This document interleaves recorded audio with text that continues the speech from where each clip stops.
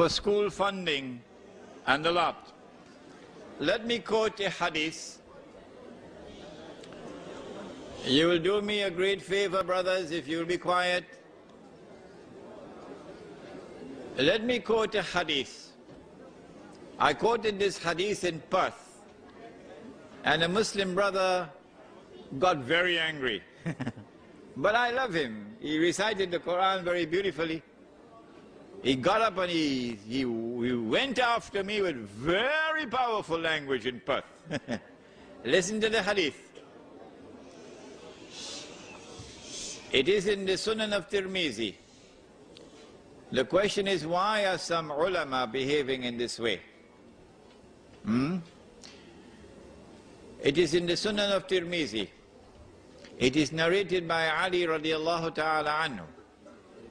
And the Prophet ﷺ said, listen carefully to the hadith, يُوشِكُ أَن يَأْتِيَ عَلَى النَّاسِ زَمَانٍ. It will not be long before that time will come upon us, come upon the people. لَا يَبْقَى مِنَ الْإِسْلَامِ إِلَّا اسْمُ. When nothing will remain of Islam except the name. وَلَا يَبْقَى مِنَ الْقُرْآنِ إِلَّا رَسْمُ. And when nothing will remain of the Quran now except the traces of the writing, namely the guidance which is in the Quran, is no longer applied in society. People are not bothering about it. مَسَاجِدُهُمْ آمِرَةٌ وَهِيَ خَرَابٌ مِنَ الْهُدَى. When that time comes, then those people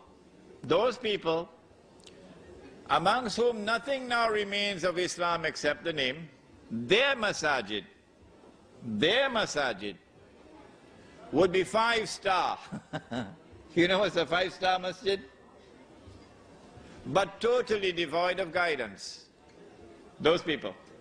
Not all. Ulama'uhum. Their ulama. Not all the ulama. Their ulama. عُلَمَاؤُهُمْ شَرُّ النَّاسِ مِمَّنْ تَحْتَ أَدِيمِ السَّمَاءِ. Their ulama would be the worst people beneath the sky. مِنْ عِنْدِهِمْ تَخْرُجُ الْفِتْنَةِ وَفِيهِمْ تَعُودُ. They will be the centers of fitna, a test and a trial for a people, corrupting the people. And so, if you share with me the belief which I have, that we are living in that age today, it is now absolutely imperative for us to seek to make a distinction between those who are the true ulama and those who are now the worst people beneath the sky. Islamic banking systems and projects seem to fail in Pakistan, South Africa, elsewhere. Even the Saudis are now borrowing from the IMF. Is there no way for Muslim billionaires, princes and sultans to bring the true Islamic banking to the masses? I have already spoken on this subject. The Prophet ﷺ prophesied that we would follow those who came before us, step by step.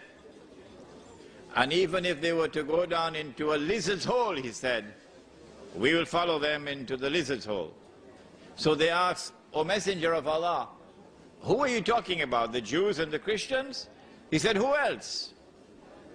The Jews, long before this, established this banking system which today we call Islamic banking. What Islamic banks are doing around the world is lending money on interest and disguising it as a sale. Yes, I have explained in other lectures how this so-called murabaha operates. I don't think it's necessary for me to repeat it here tonight.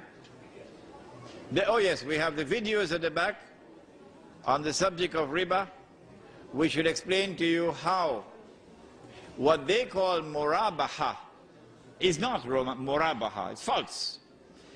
It is riba. But it's not riba through the front door. It's riba through the back door. And you can tell them, Imran Hussein said, it stinks. It's worse than riba from the front door. And they should be ashamed of themselves for this riba through the back door, the so-called Islamic banking system. However, when an Islamic bank is engaged in transactions which are halal, and they do have transactions which are halal, then that is beneficial. What we should do is to try to encourage them to make all of their transactions halal. But guess what's going to happen?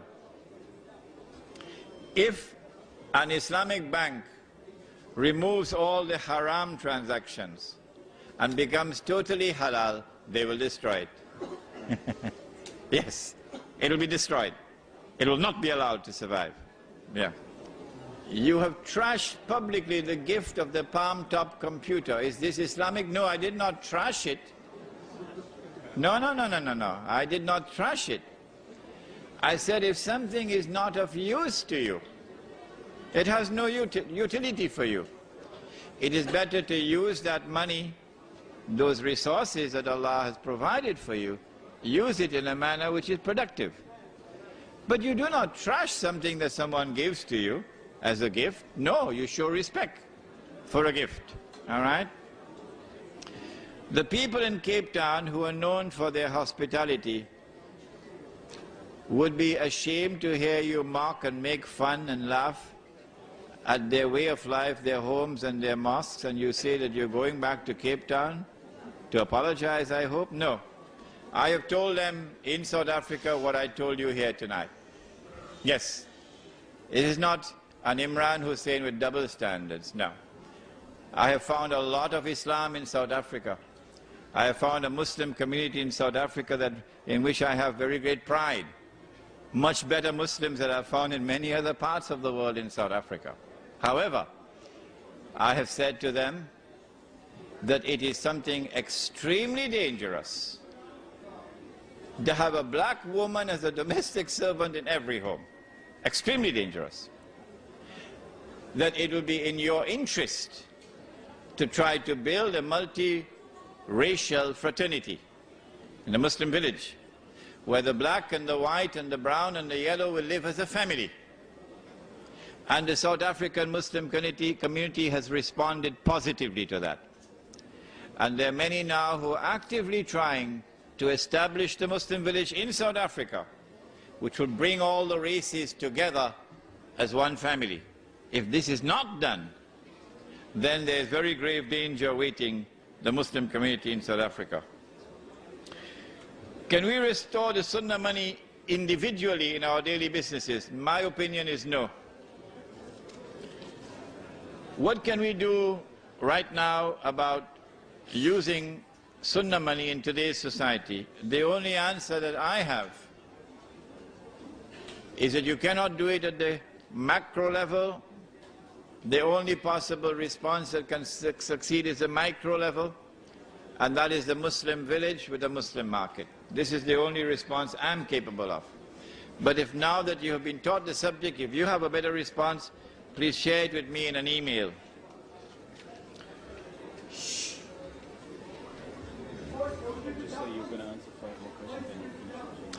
All right, let me answer 5 more questions because the audience is getting restless. 5 more, okay? Should we go to the Muslim country to live in the hope of preserving our deen? If so, which country? If you go back to Pakistan and you go to the cities of Pakistan, you find the same thing that you find in Sydney, no different.